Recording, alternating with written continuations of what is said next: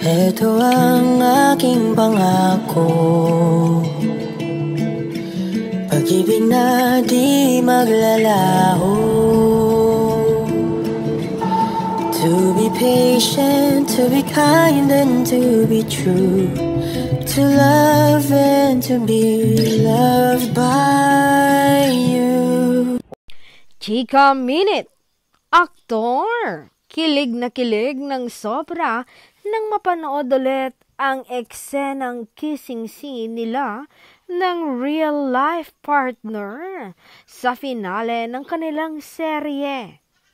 Ilang ulit niya daw pinaulit-ulit. Parang sirang plaka. Parang bulate raw na kinikilig ayon sa mga marites. Pati rin kanyang PA at bodyguard, hindi pinalampas ang finale, pinanood rin.